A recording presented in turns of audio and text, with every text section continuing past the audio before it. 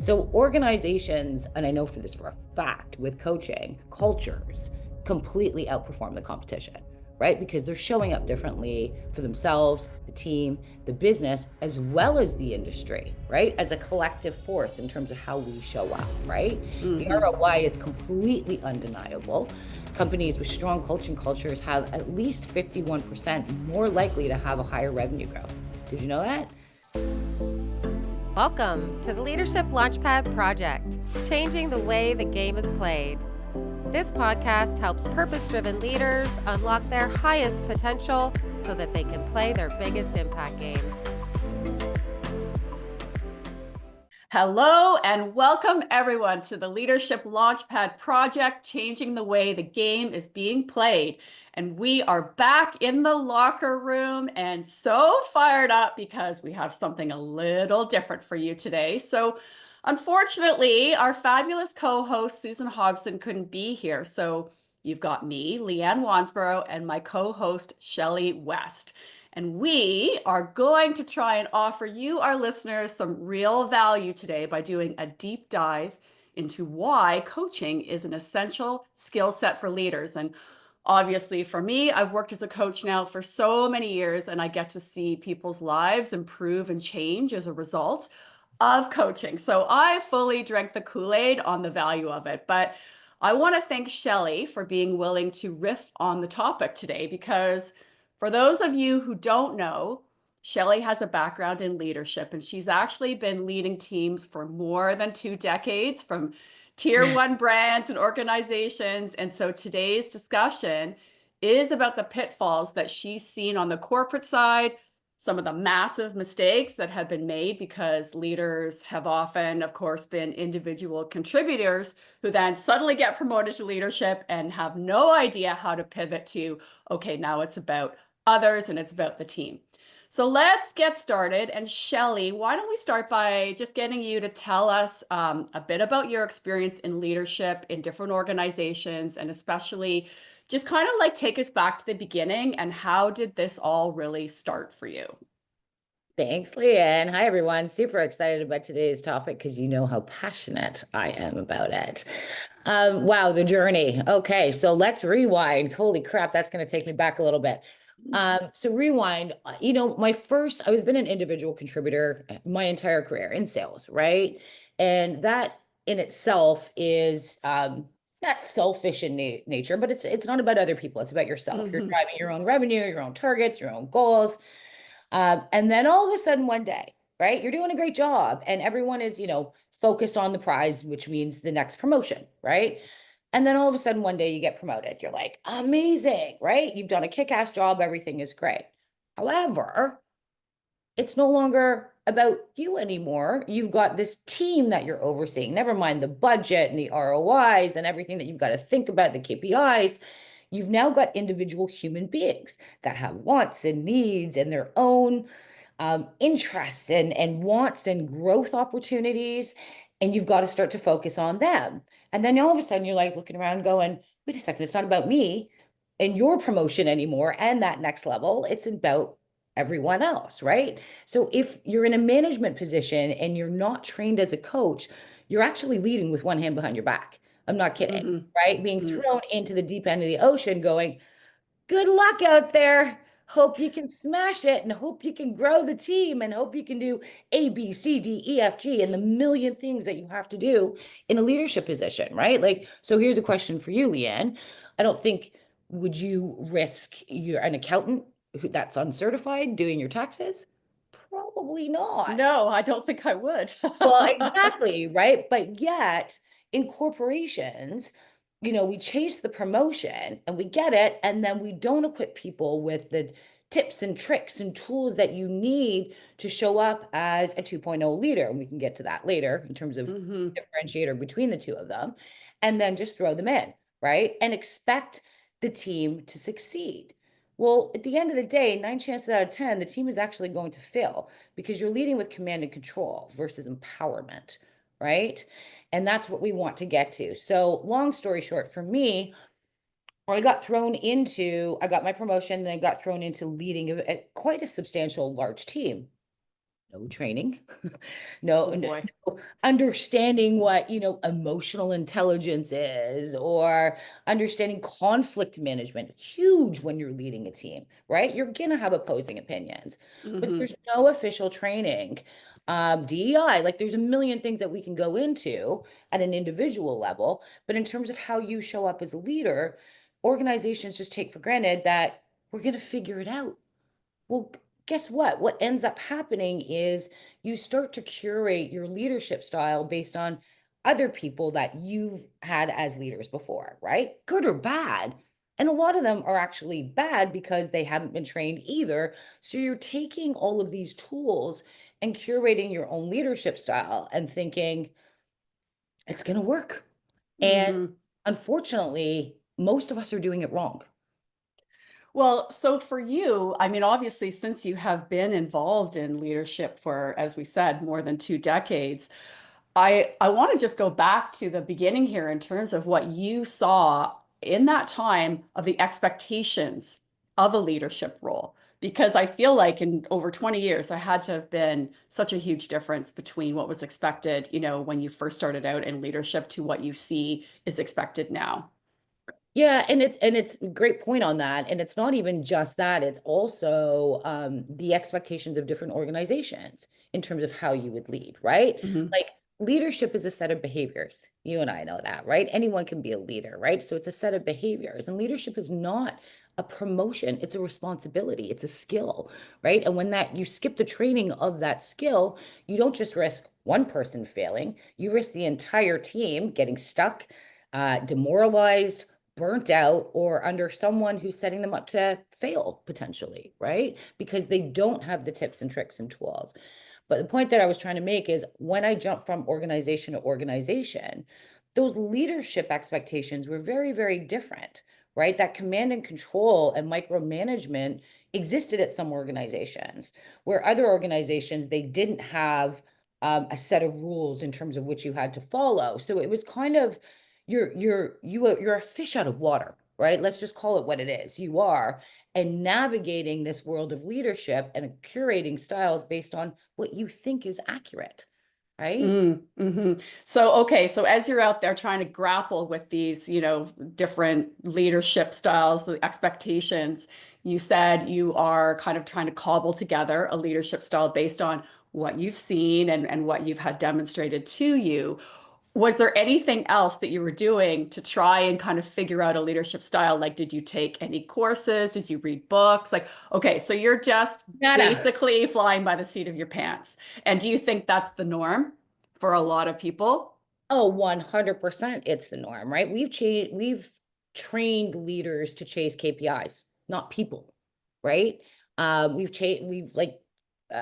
We've asked them to wonder, like, focus on the budget, focus on things that are not human centric, right? When in actual fact, the team and the humanization of how you're showing up as a team is actually what drives the business growth, not focusing on the numbers, right? And that's when turnover becomes sky high because the leader doesn't know what they're doing. And that trickles down to the team. Then there's no real trust in the leadership, right? And the vision in terms of how that leader is driving, right? So you've got a team that's just disengaged, burnt out, because either the leader is operating at, 1,000 because that's who they were as an individual contributor, driver, driver, driver, driver.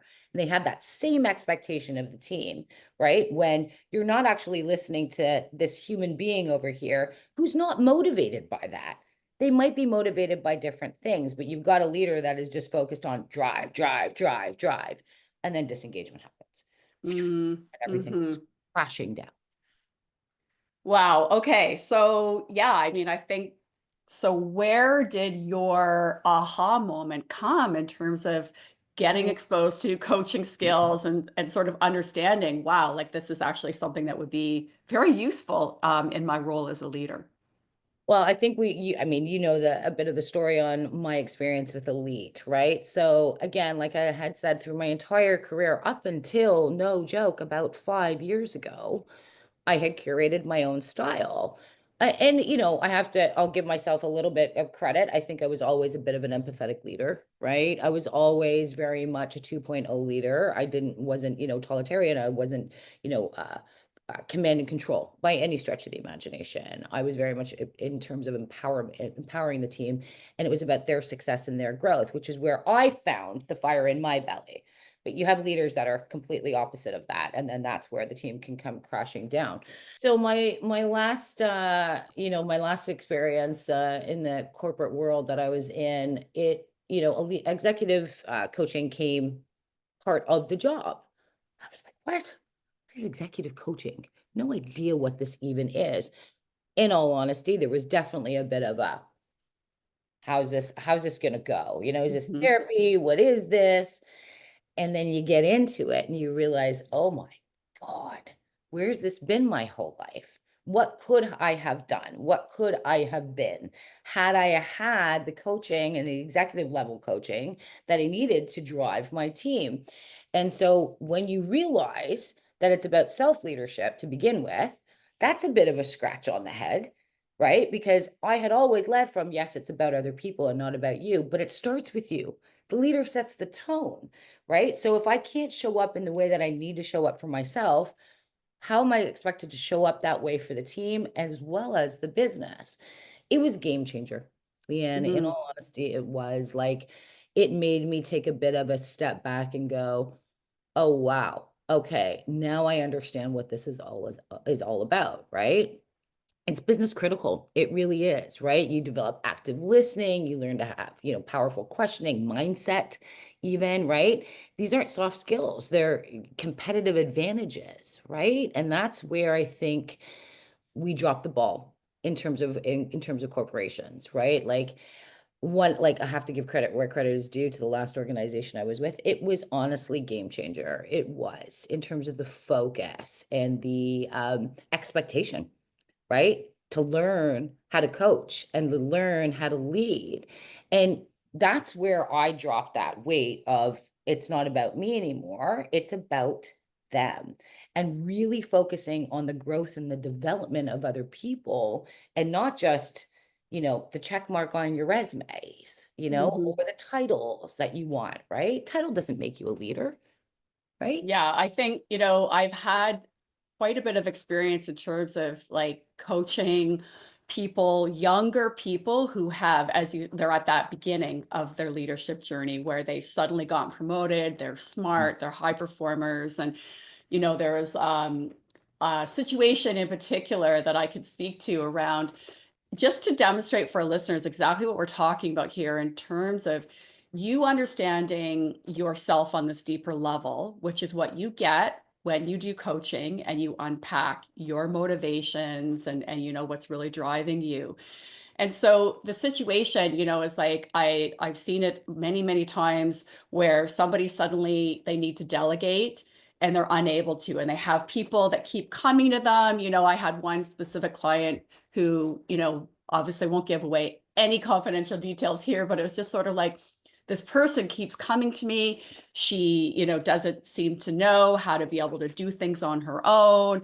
And he wanted to just kind of like say to her, you need to go off and handle this on your own. And we were talking about it in a coaching call, and because he understood himself in terms of the self-leadership piece and some emotional regulation and his motivations in that deeper level, I was then able to help him say, okay, well, how would we turn that around to this member of your team? Like, let's ask, why would she be coming to you at every, asking all these questions? Why is it that she doesn't, have the trust to go off and do this on her own and manage all of this stuff?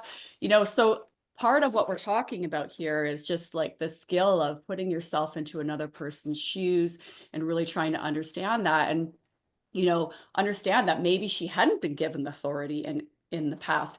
Maybe she hadn't been trusted in the past, or maybe she doubted herself and she Yeah. needed to know, right? And so he was able to go back into that, thing, that situation, and have a conversation with her that really was able to unpack what was actually going on for her and why it was that she was running to him at every turn. And that really improved the quality of his relationship with her. And at that point, She was more happy. She was engaged because she knew that he trusted her and her capability. And then he also was happy out of that situation because now she's more, able to step into her own authority and not, come back and forth at every single turn. So I just think like that's just an example of when you understand how to regulate yourself around something, how you understand how to make it about the team member, how to build a better relationship, how to create some psychological safety and some trust there. Right? I mean, and Yeah. that's just sort of one aspect of what you're going to get. We haven't even really dived into. Also, I think just as a leader, you are going to get triggered in so many situations. I see this again all the time with my clients. They come into a coaching call and they're all upset about something that went down, or they tell me, okay, went into this meeting and I was, completely locked into feeling this way or feeling that way. And they don't know, if you don't know how to manage yourself and your triggers so that you can, show up for how to manage the team and how to manage the dynamics. And let's say, you have to resolve conflicts. Yeah, like as you say, you've got one arm behind your back. 100%, right? And it's like, even let's take a look at now, like, I think it's important because it's a big difference, right? From when I first started in leadership to where it is today. When you think about the generation, right? Hmm. Like the generation's coming up, right? The market is absolutely demanding it, right? The next generation is not following authority. They're following authenticity. Plain and Hmm. simple, right? Like Gen Z and millennials expect coaching, not commanding control, like I said, right?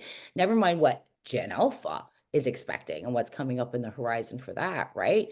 The pivot to coach is more crucial than it ever has been, right?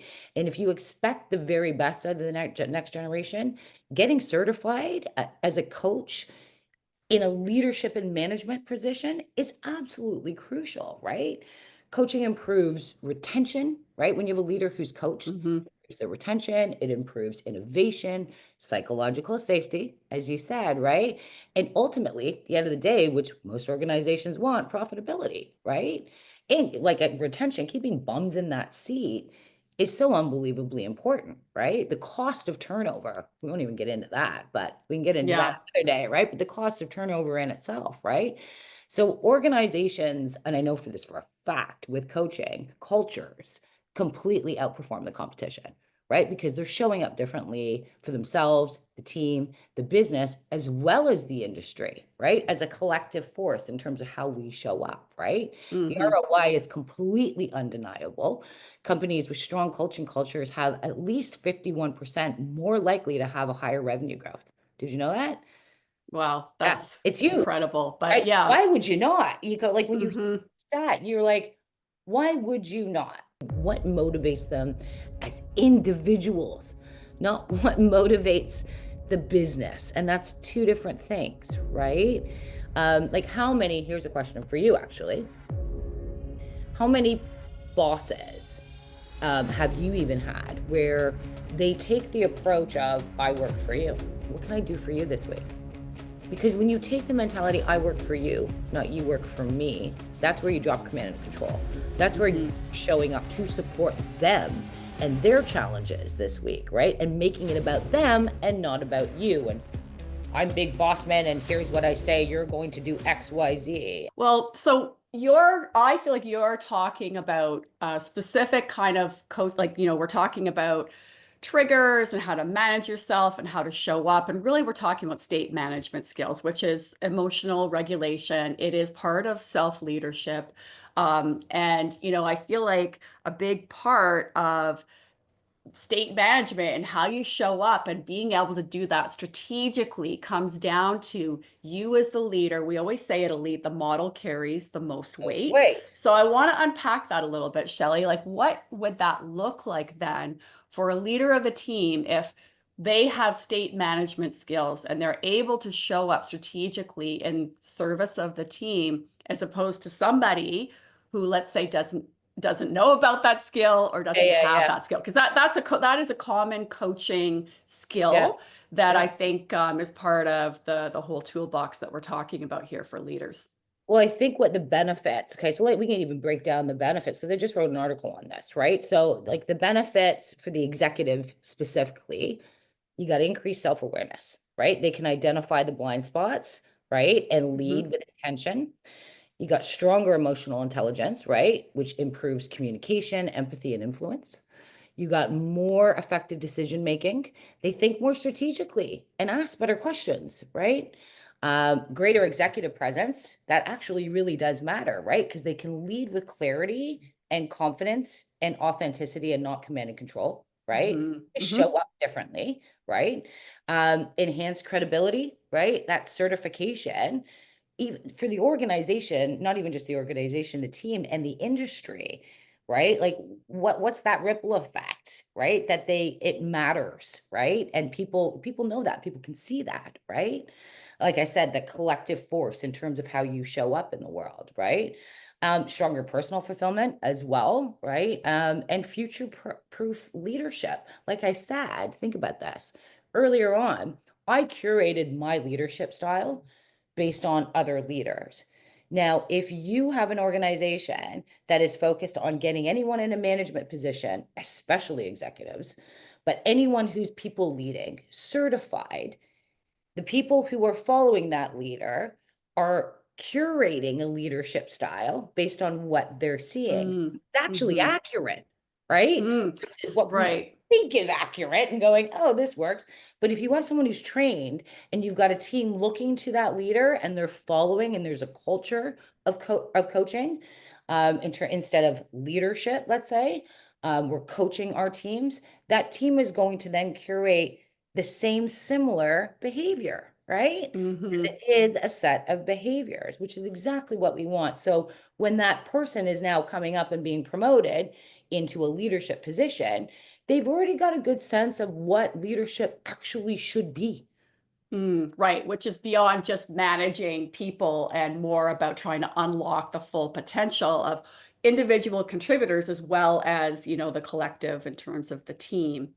Yeah. So I can imagine that also, of course, a big part of the coaching toolbox rests in understanding how to motivate people.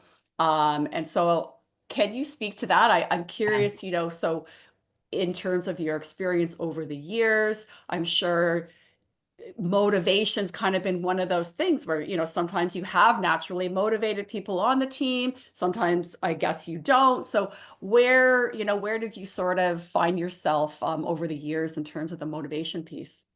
Motivation, it's an interesting word for me because, like I said before, coming up, motivation was motivated by money, motivated by promotion, motivated by title. So I then took all of that, and for me, I thought, and I'm going to put that in quotations, Hmm. thought that was what would motivate everybody else just because it motivated me at the time. So you're, dangling money, you're dangling, promotions in front of people when that actually might not be what set somebody's soul on fire. And again, I didn't realize this until about 5 years ago, where I had to invest in them as individuals, not even as individuals within the organization, them as individuals outside of the organization.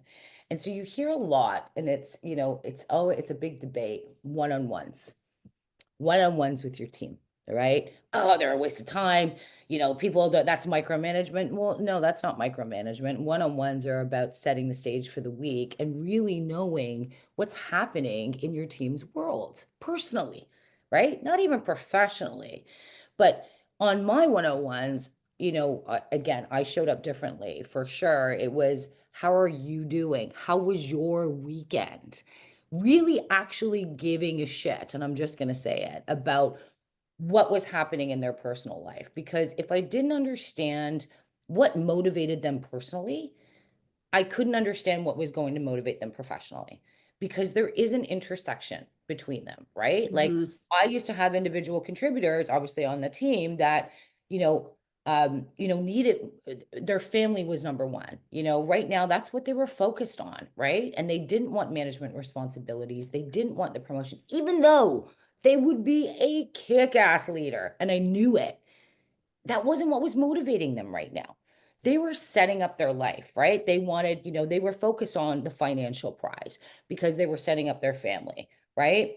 And being able to shut off at 3 o'clock to pick up their child from daycare. But I knew for a fact they were back on at 7, let's say. I'm not saying that's the best thing, but it was, Mhm. what I mean? It was understanding who they were as an individual and what motivated them. That respect of that understanding then transposed into business as well, right? So knowing that family was number one for them, and I wasn't just going to throw them into a promotion, right? Which is what we innately do, I think, in corporate, where it's like, well, everyone wants the next step.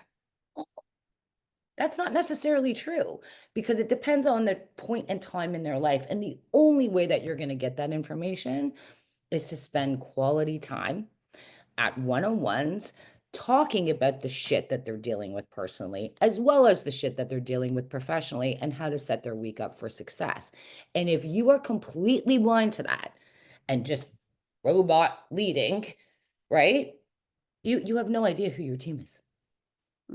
Yeah, well, and I think you're speaking really specifically to, again, some coaching, skills around active listening, around being able to ask questions. And I know, that just seems so obvious, but I know when I first came to coaching, it was a switch to suddenly be, okay, I'm in front of somebody and the urge to jump in and offer advice and Mm, tell somebody this is what I think or da da da da.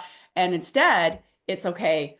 I'm leading someone here towards being able to discover this for themselves, or I'm trying to elicit out of somebody by asking questions. So it's such a different skill. I actually can't emphasize this enough to actually be able to listen and ask questions. And I think that that is, a huge, maybe undervalued part of a coaching skill set, that when you really understand that you do have to step back. And now it is, but even if you kind of think you know the answer to something in your head, to yeah. resist that urge, right? And that's what you're talking about here, is the opportunity in a one-on-one to be asking questions, to be getting information, to be really diving into what does this person actually want, as opposed to, I'm just going to tell you this is a great promotion and I think you should take it. Right. So that in itself is I think just such a huge leap forward in terms of being able to build quality relationships with people and create that trust back and forth, where people are going to be more engaged because they feel understood as a human, right? At work, as opposed to, this is just how I'm supposed to be acting at work. I'm supposed to act like I want this Yeah, yeah. promotion, but yet I've got a 2-year No. old at home, and yeah, I want the promotion someday, but not this year. Exactly, right? And we just again like make assumptions. It's normal, right? To assume that everyone is chasing the prize, right? But it's not Hmm. necessarily true. And you can't get to know the answers as to what motivates them as individuals, not what motivates the business. And that's two different things, right? Like here's a question for you actually.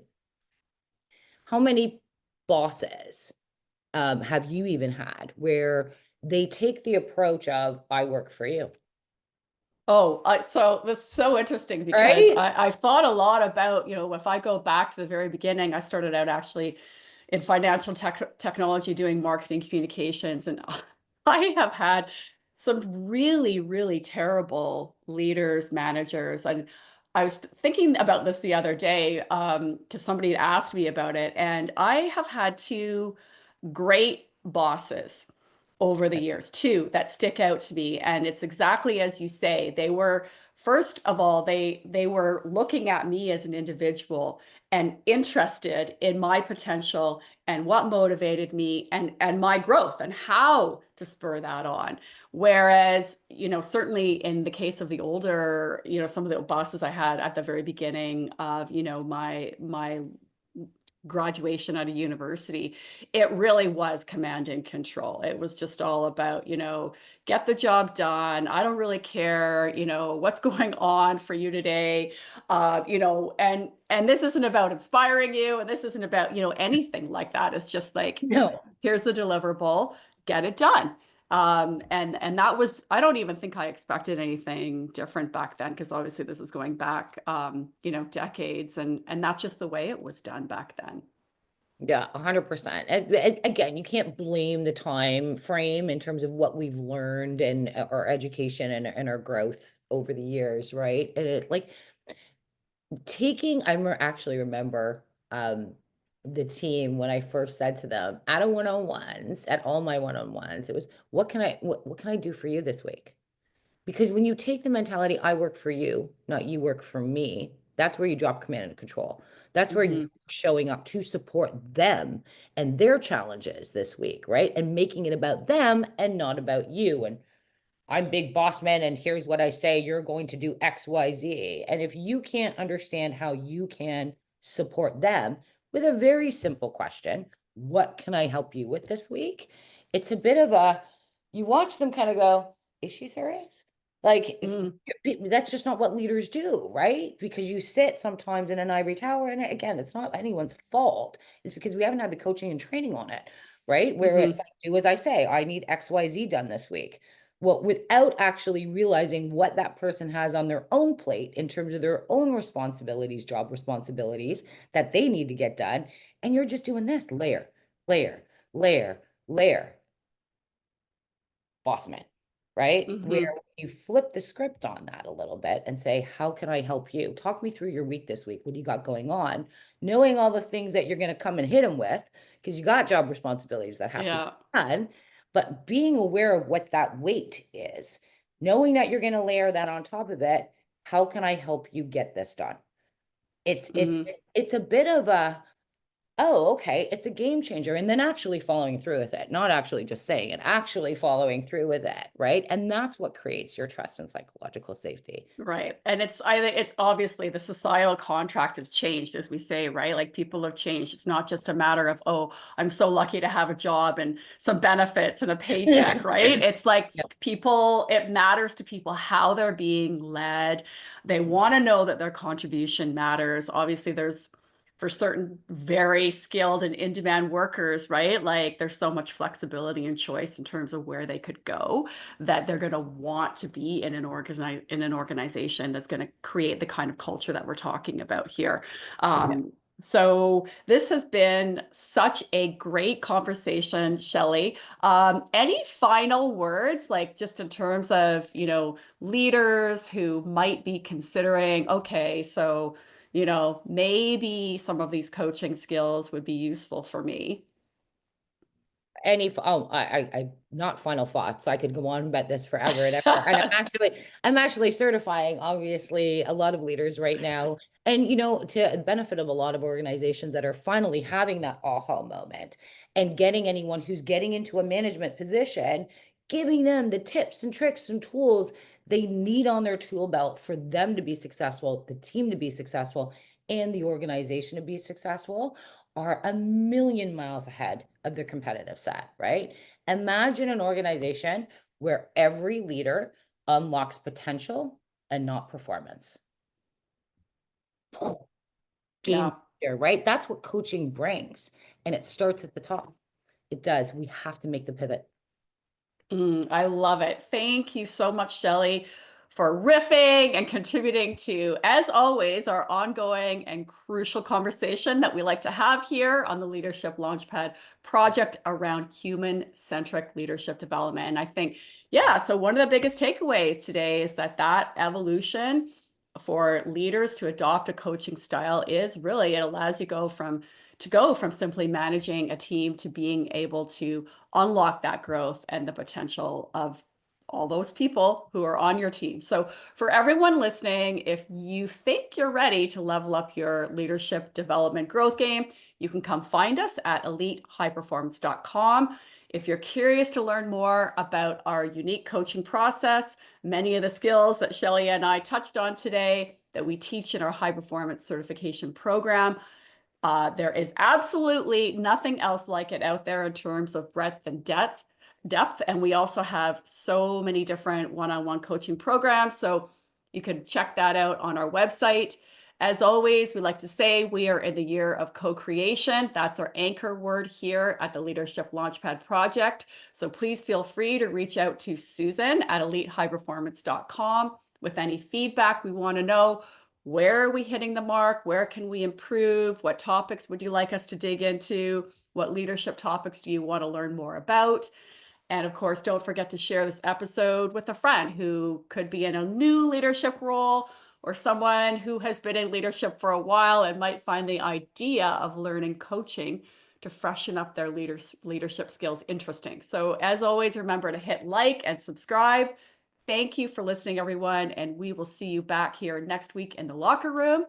Have a great week, everyone. Bye, everyone. Thank you.